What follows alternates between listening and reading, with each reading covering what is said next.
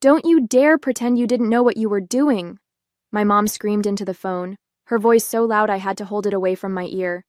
We're family. You can't just abandon us because your feelings got hurt. I sat there in my home office, staring at the April rain hitting the windows of my Burlington townhouse, feeling a strange mix of numbness and rage. Everything I thought I knew about my family had just crumbled before my eyes, all because of a simple text message my brother Kevin had accidentally sent to our family group chat instead of the secret one he shared with our parents. My name is Jordan Wright. I'm 35 years old, and until yesterday I thought I was just being a good daughter by helping my parents with their retirement expenses. I'd built a successful marketing consulting business from scratch after college, and when it really took off 5 years ago, I started sending my parents extra money each month. They'd always struggled financially, and I wanted to make sure they could enjoy their retirement without worrying about basic expenses. What I didn't know was how they really saw me. The family ATM just sent another $3,000, my brother had texted, followed by my dad's response. LMAO, keep that gravy train running. She's too stupid to realize we're using her. Then my mother. Just bought those golf clubs your father wanted. Jordan would flip if she knew her money was going to those instead of medication. The screenshots kept coming, years of conversations about how to manipulate me, how to play on my sympathies, how to extract more money. I couldn't breathe as I scrolled through message after message. Kevin quickly tried to delete them, but it was too late. I'd seen everything. 3 years of them laughing at my generosity, planning expensive vacations while telling me they couldn't afford their medications, upgrading their cars while claiming their heating bill was overwhelming their budget. For the last day, my phone had been blowing up with texts and calls from my family. My dad swore they were just joking around. My mom said I was taking things out of context. Kevin claimed he was just going along with it, to stay on our parents' good side. But their own words had exposed the ugly truth. The rain intensified outside, matching the storm raging inside me. I'd been financing their comfortable retirement for years, thinking I was helping them survive. Meanwhile, they'd been living it up, laughing at how easily they could manipulate their stupid, successful daughter. The betrayal cut deeper than I could have imagined. A sharp knock interrupted my thoughts. I crossed to the door, still clutching my phone, and looked through the peephole. Kevin stood on my porch, soaking wet, his expression pleading. I felt my jaw tighten. I wasn't ready for this conversation, but maybe it was time to hear what he had to say. After all, I had some things to say too. I opened the door but blocked the entrance. What do you want? Kevin looked miserable, rain dripping from his hair. Jordan, please. Can I come in? I can explain everything. Explain what? How you've all been laughing at me for years? I held up my phone, the screen still showing one of his texts. Just told Jordan Dad needs dental surgery. Ka-ching. It's not what it looks like, Kevin pleaded, his voice cracking. Mom and Dad, they started it and I just went along with it. So you were just following orders? Like some kind of financial Nazi? The words came out harsher than I'd intended, but I couldn't stop myself. I've been sending $3,000 every month, Kevin. That's $36,000 a year. For 5 years. Do you know what that adds up to? Kevin looked down. I know it's a lot. $180,000, Kevin. And that doesn't include the extra for Dad's supposed medical expenses or Mom's broken furnace last winter. I felt sick saying the words, remembering how I'd skipped a vacation to send them an extra $5,000 for a furnace that apparently never needed replacing. Look, they took it too far, I know, but they're getting older and they're 65, not 95. Dad's still golfing every weekend with his fancy new clubs that I paid for while thinking he needed medication. I was shouting now, not caring if the neighbors heard. Please, Jordan, they're freaking out. Dad's worried about his heart medication. I laughed bitterly. The medication that doesn't exist? Or the real medicine he actually needs that I've been paying for while you all blow the money on luxury items? Kevin's face crumpled. I messed up. I know that. But they really do need your help now. All those extras. They've gotten used to the lifestyle. They can't afford their mortgage without you. Their mortgage on the lakeside condo they bought last year while telling me they were struggling to pay rent on their modest apartment. I felt a strange calm settling over me. I think you should leave. Jordan, please. Number, I've been Jordan, please, for too long. Now I'm just Jordan. And Jordan is done. After Kevin left, I sank into my couch, my entire body trembling. The screenshots from their group chat played on repeat in my mind. In one, my father had written, "Just told Jordan the roof is leaking. Let's see how much we can squeeze out of her this time." My mother had replied, "She's such a sucker for helping family. I almost feel bad. Almost." Then Kevin, "Maybe we should start a betting pool on how quickly she sends the money." I'd been nothing but an ATM to them, a resource to be drained, a joke. I pulled out my laptop and logged into my banking portal. Every month for the past 5 years, there it was. $3,000 transferred to my parents' joint account, plus all the emergencies, another $40,000 over the years. Dental work that never happened. Car repairs for problems that didn't exist. Medical bills for treatments they never received. And what had I sacrificed? I delayed buying my own home for 2 years to help them with their supposed mortgage troubles.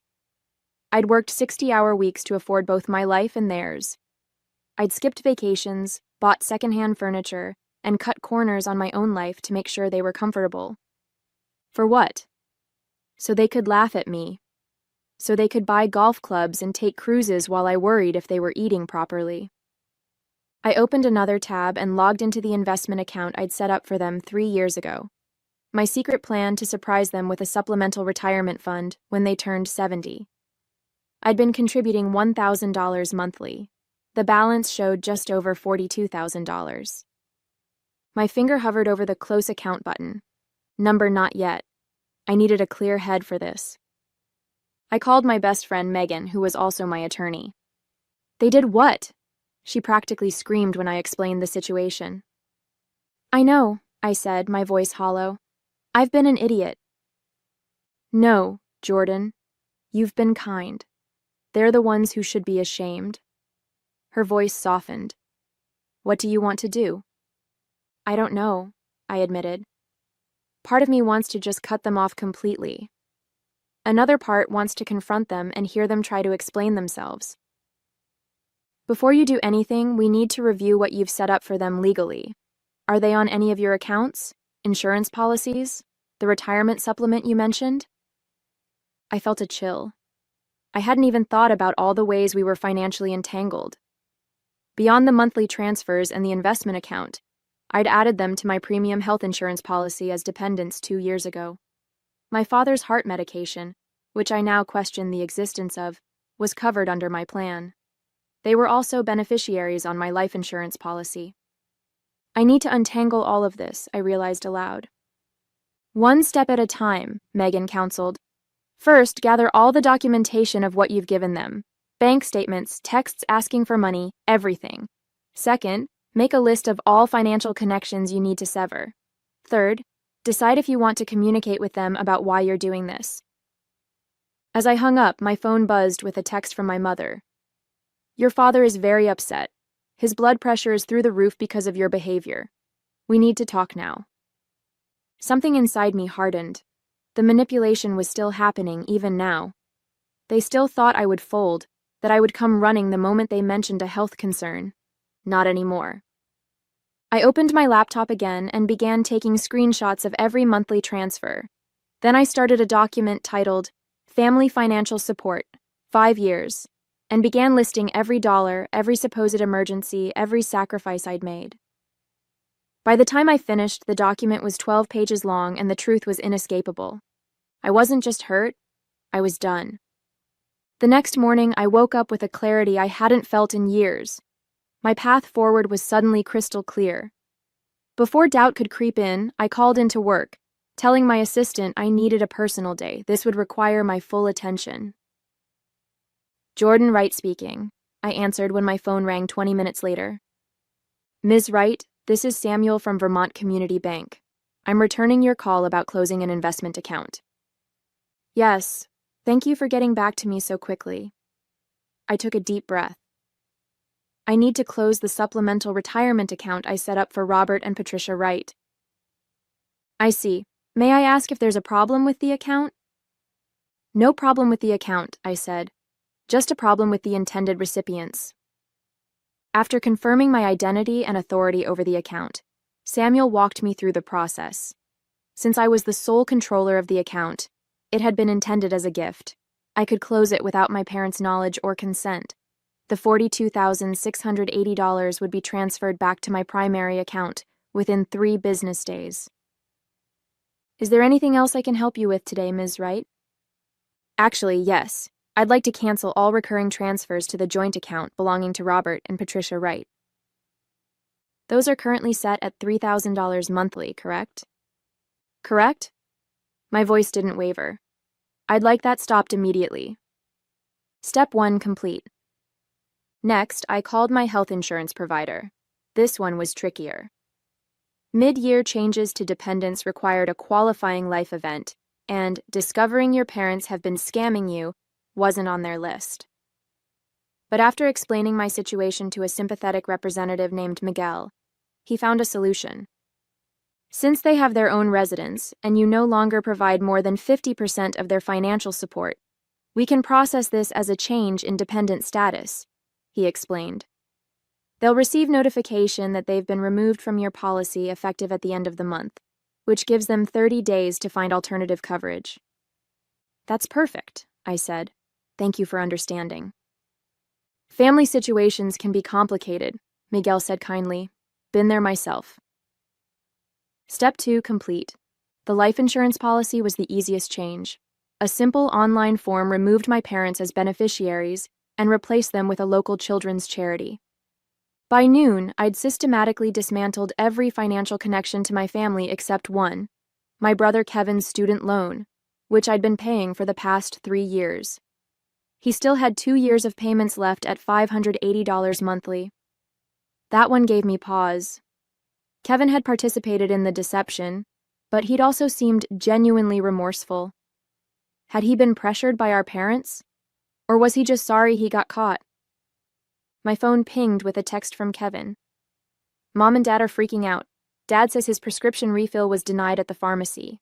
What did you do? That answered that question. Not a word of apology or understanding, just more pressure to restore the flow of money. I replied, their consequences are not my problem anymore. My phone immediately rang. Kevin. I sent it to voicemail. Instead, I opened my email and composed a formal letter to my parents, attaching the 12-page document I'd created the night before. I titled it simply, Financial Support Provided, 2018 to 2023. The email read, Robert and Patricia, attached is a comprehensive accounting of the financial support I have provided over the past 5 years, totaling $221,865. This includes monthly transfers, emergency funds, medical expenses, and the supplemental retirement account I established for you. As of today, all recurring transfers have been stopped. You have been removed as dependents from my health insurance policy effective May 31st, and the retirement account has been closed. Your duplicity has been documented with screenshots of your own messages, revealing how you have systematically manipulated and deceived me while mocking my generosity. Do not contact me again unless it is to repay what you have taken under false pretenses. Jordan Wright. I read it over twice, attached the document, and hit send. Step 3 complete. Then I blocked their numbers on my phone, removed them from my social media, and sat back in my chair, exhausted but relieved. For the first time in years, my money was truly my own. I managed 3 days of blessed silence before they found a way around my blocks. The doorbell rang at 8:30 p.m. while I was reviewing client proposals. Through the peephole, I saw my parents and Kevin standing on my porch, their faces a mixture of anger and panic. I didn't open the door. Instead, I called Megan. They're at my house, I whispered, as if they might hear me through the walls. Do not let them in, she said firmly. If they don't leave, call the police for trespassing. That feels extreme. Trust me, Jordan. Once they're inside, it'll be much harder to get them out, physically and emotionally. The doorbell rang again, followed by pounding. Jordan, my father shouted. We know you're in there. You can't just cut us off without talking to us. I sent a text to Kevin. I have nothing to say.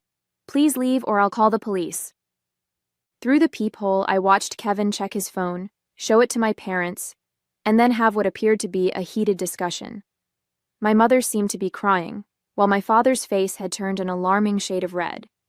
Eventually, they left, but not before my father shouted, You're going to regret this, Jordan. We're family. You can't just abandon us. The irony of him using the word abandon wasn't lost on me. They'd abandoned any pretense of loving me years ago, seeing me only as a resource to exploit. The next morning, the emails started. My mother wrote a lengthy guilt trip about my father's health declining without his medication. My father sent a terse message demanding I stop this childish behavior immediately. Kevin pleaded that our parents couldn't afford their mortgage payment without my help. I forwarded each one to Megan without responding to them. 3 days later, I received a certified letter from my parents. Inside was a handwritten note from my mother. Jordan, we don't understand why you're punishing us like this. Yes, we made some jokes in poor taste, but that's what families do.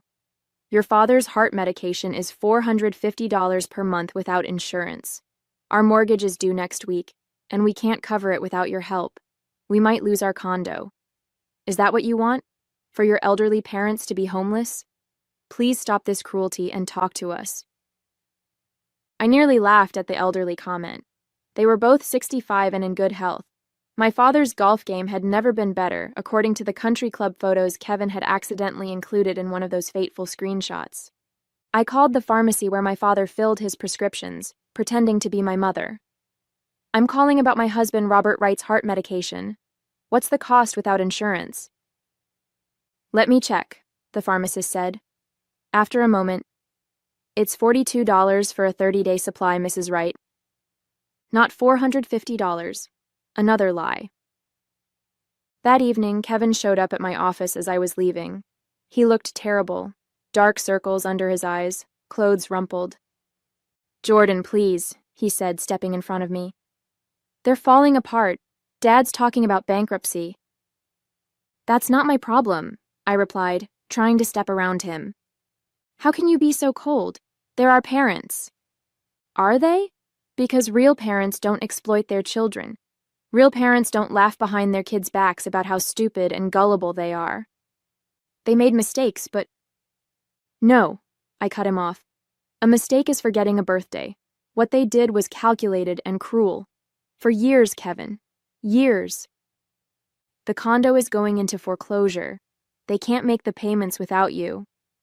I felt a momentary pang of guilt, but then remembered a screenshot. Just convinced Jordan we're struggling with rent. Meanwhile, we're closing on the lake condo next week. Cheers. They shouldn't have bought a place they couldn't afford, I said flatly. What about Dad's medication? The prescription that costs $42, not $450? He can get a job at Walmart if he needs to cover that. Kevin's eyes widened. How did you... I did my research. No more lies, Kevin. I walked past him to my car. Tell them to look into government assistance programs. That's what they're there for. Jordan, he called after me. They're talking about moving in with me. I can't handle that. I turned back. That sounds like a you problem, Kevin. Welcome to consequences. 2 weeks after cutting my family off, I was sitting in a therapy session I'd finally scheduled for myself. Dr. Bennett, a woman in her 50s with kind eyes and a no-nonsense demeanor, listened as I recounted the whole sordid story. Every day I swing between feeling strong and feeling horrible, I admitted. Like yesterday, I found out from a mutual friend that my parents had to cancel their country club membership. I actually felt guilty about it for hours. That's normal, Doctor, Bennett said. You're grieving the family you thought you had. That includes grieving the role you played as their supporter. But they didn't deserve my support. They were using me. Both things can be true at once. They didn't deserve your support, and you can still feel loss about no longer providing it. I pondered that while Dr. Bennett continued. The role of family provider clearly became part of your identity. Now you're redefining who you are without that role. I hadn't thought about it that way, but she was right. For 5 years, I'd tied my self-worth to being the successful daughter who could support her parents. Who was I now? As I was leaving my session, I received an unexpected call from my Uncle Pete, my father's brother who lived across the country in Oregon. We weren't close, but I answered out of curiosity. Jordan? It's your Uncle Pete. I just got a strange call from your father asking if he and your mother could come live with us for a while. He said you'd cut them off financially and they were about to lose their home. Is that true? I sighed. It's complicated, Uncle Pete. I figured. Your dad has always had a talent for selective storytelling. His tone was dry. Want to tell me your side? So I did, explaining everything from the screenshots to the lies about medical expenses. When I finished, there was a long silence. I'm not surprised, he finally said. Your father tried to pull similar stunts with me years ago. It's why we're not close. I refused to fund his lifestyle. You knew? I felt a wave of betrayal all over again. Why didn't you warn me? Would you have believed me? They had you convinced they were struggling and you were their hero. Sometimes people have to discover the truth themselves. He was right. I wouldn't have believed him. For what it's worth, he added, I told your father I wouldn't take them in. I suggested they downsize and live within their means. He hung up on me. After we disconnected, I felt strangely validated. I wasn't crazy for cutting them off. I wasn't a horrible daughter. I was just the latest target of their manipulation, and I'd finally wised up. That evening, I received a text from Kevin from a new number. Mom and Dad are moving into my spare room next week. They're selling the condo. Dad's furious about it. I can't believe this is happening. I didn't respond. 3 days later, another text. The condo is on the market. Dad's car got repossessed yesterday. This is getting really bad. I almost texted back, almost asked if they needed help with moving expenses. But then I remembered a particular screenshot where Kevin had written, Jordan just asked if Dad was doing okay after his doctor's appointment. For the heart issue that doesn't exist. Ha ha ha ha ha ha. They'd made their choices. Now they were living with the consequences. Week 3 brought an email from a name I didn't recognize. The subject line, Message from your parents. Apparently, they'd enlisted a family friend to reach out since I'd blocked them everywhere. The message detailed how they'd been forced to sell most of their furniture, how my father's health was deteriorating from the stress, and how they'd had to apply for food stamps, something my proud father considered humiliating. The email concluded, they just want a chance to talk to you, to explain and apologize. I considered it for all of 5 seconds before hitting delete. Their idea of an apology would be whatever they thought might turn the money faucet back on. I was done being manipulated, done being their ATM. For the first time in years, my money was going toward my future, not their pretend emergencies. The guilt was fading, replaced by something unexpected. Freedom. 6 months after I'd cut off all contact, I arrived home from a business trip to find my parents sitting on my porch steps. My father had lost weight, and my mother's carefully maintained highlights had grown out, revealing gray roots. They were both wearing clothes I didn't recognize, cheaper looking than their usual attire. My instinct was to turn around and drive away. But Dr. Bennett and I had discussed this possibility in therapy. I was stronger now. I could face them without being manipulated. I parked in the driveway and approached slowly, my heart pounding. What are you doing here? Jordan, my mother's voice cracked. Please, we just want to talk. We've learned our lesson, my father added. These past months have been hell. I unlocked my door. You have 5 minutes. Inside, they perched awkwardly on my couch while I remained standing, arms crossed. We're sorry, my mother began. We never should have taken advantage of your generosity. My father nodded. We've lost everything, the condo, the car, our savings. We had to move in with Kevin, and his place is so small. Your mother has to sleep on a pull-out couch. The country club revoked our membership, my mother added. All our friends there. They don't call anymore. My medication costs have been terrible without your insurance, my father continued. Medicare doesn't cover everything. I listened to them list everything they'd lost, waiting for an actual apology. It never came. There was no, "We're sorry we hurt you," or "We were wrong to mock you." Just a catalog of their hardships and implied blame that I had caused them. Is that it? I asked when they finally fell silent. We want to make things right, my mother said. We've really suffered, Jordan. We've learned our lesson. What lesson would that be? They exchanged glances. That we shouldn't have taken you for granted, my father finally said. Translation. They should have been more careful about getting caught. No, I said softly. You haven't learned anything. What do you mean? My mother asked, her voice rising slightly. We came all this way to apologize. No, you came all this way to tell me how much you've suffered without my money. Not once have you acknowledged how your betrayal made me feel. We said we're sorry, my father protested. For getting caught, maybe. Not for what you did. I took a deep breath. In the past 6 months, I've thought a lot about what a healthy family looks like. It's not this. It's not treating your child like an ATM and mocking her behind her back. My mother's face hardened. So you're just going to keep punishing us? Over a few jokes? This isn't punishment. This is me protecting myself from people who've shown they don't have my best interests at heart. We're your parents, my father said, as if that explained everything. And I was your daughter, not your personal bank. I moved toward the door, opening it. I wish you well, I really do. I hope you find a way to live comfortably within your means, but I can't be part of your lives anymore. You can't mean that, my mother whispered, tears forming. We need you. That's the problem. You don't need me. You need what I can provide. There's a difference. My father stood, anger replacing his earlier contrition. So that's it? After everything we've done for you? What exactly have you done for me, Dad? Besides take and take and take? He had no answer. As they walked out the door, my mother turned back. You'll regret this, Jordan. Family is all you have in the end. I shook my head. No, Mom. Family is supposed to be the people who love you unconditionally. I've built that family with my friends. What you offered was just a transaction.